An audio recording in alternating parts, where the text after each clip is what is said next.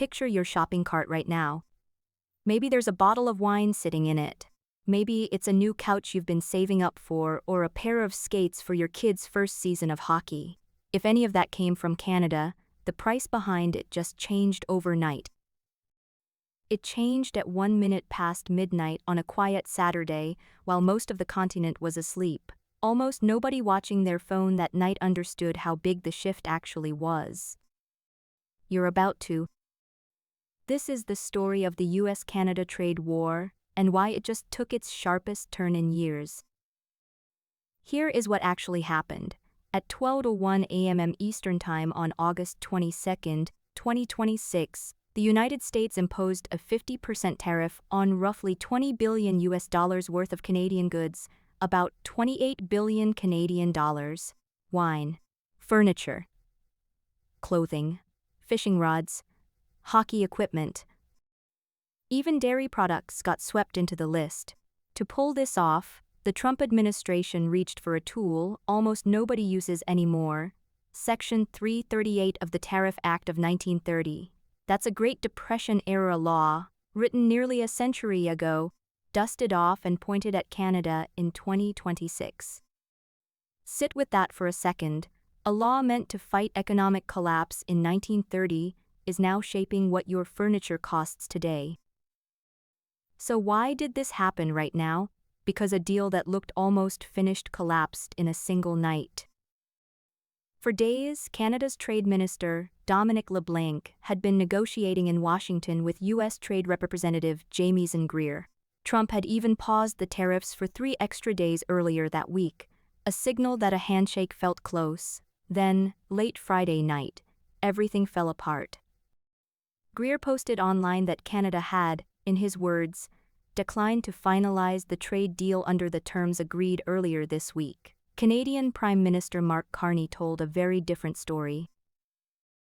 He said American negotiators introduced last-minute demands that were unfair and uneconomic, and that the changes called into question whether any deal with Washington could be trusted at all. At a press conference the next morning, Carney didn't soften it. "You're at war when you get attacked," he said. "We got attacked." Strong language between two countries that have shared the world's longest undefended border for more than 2 centuries. What exactly were the sticking points? Carney says the U.S. tried to narrow the emerging deal to autos only, cutting out protections for medium and heavy-duty trucks, a change he claims would have seriously hurt Canadian manufacturers. He also says American negotiators pushed to limit Canada's freedom to sign trade deals with other countries, and even raised concerns tied to protections for Canadian language and culture. The White House points to a different set of grievances: provincial bans on American alcohol across most of Canada, limits on U.S. dairy access, and Canadian tariffs on American-made vehicles, all retaliatory measures from earlier rounds of this same fight. Who's telling the full story here? Honestly, both governments have incentives to frame this their own way, and reasonable people looking at the same week of negotiations can walk away with different conclusions. Now for the bigger picture, because this didn't start last Friday. It didn't even start this year. The current cycle traces back to 2025, when the U.S. first tied tariffs on Canada to concerns about fentanyl trafficking, despite limited evidence of major flows across that particular border. Those tariffs climbed from 25% in the spring to 35% by August. Canada responded with retaliatory tariffs of its own on American alcohol, dairy protections, and auto exports. The U.S. responded to that. And so on, round after round, until this latest escalation landed on a Saturday in August 2026. Roughly 5% of everything Canada sells to the United States now carries this new 50% surcharge. 5%. Does that sound small to you? It might, on paper, but trade economists say that number understates the real damage, because tariffs almost never stay contained to the exact list of goods they're written for. Supply chains cross this border constantly and quietly.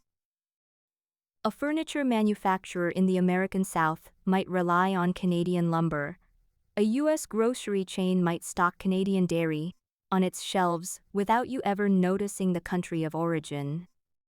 When a tariff hits one link in that chain, the added cost tends to travel all the way down it until it reaches a cash register, possibly yours. Trade attorney Augustine Lowe summed it up simply: nearly every industry and profession is likely to feel some downstream effect from a dispute like this one. Canada isn't just absorbing the blow, though.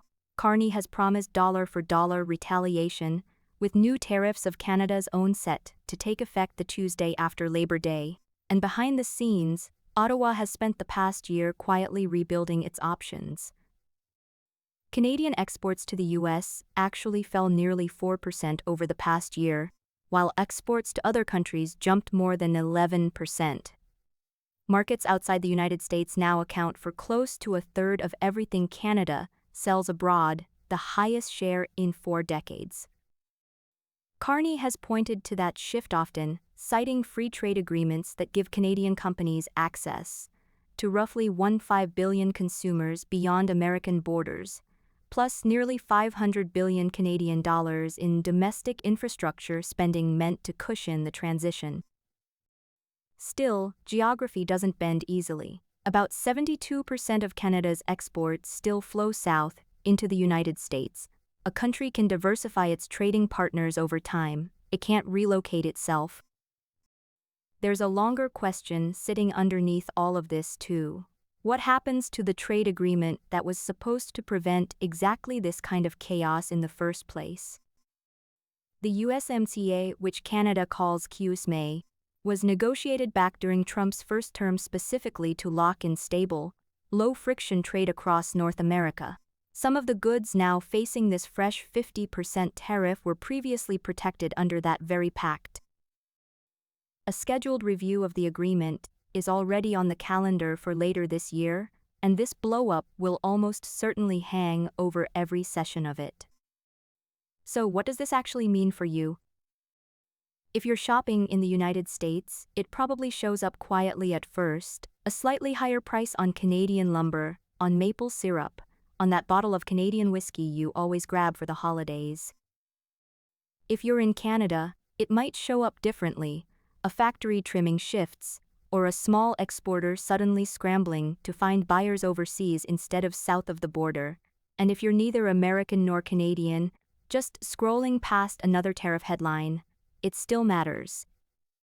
This is what a fracture between two of the closest allies on the planet actually looks like in real time: not soldiers, not tanks, invoices. Trade wars rarely arrive with a single dramatic explosion. They build in layers, one tariff and one retaliation at a time, until the totals become too large to wave away. That's exactly where things sit right now, between two countries that spent generations building one of the most tightly woven economic relationships anywhere on Earth, and are now, in Carney's own words, treating each other like they're under attack. So go back to that shopping cart sitting on your screen: the wine, the couch, the hockey stick. None of it looks any different at first glance. But behind every one of those price tags, two governments remain locked in a standoff neither side seems ready to back down from, with Canada's own retaliatory tariffs already scheduled for the Tuesday after Labor Day.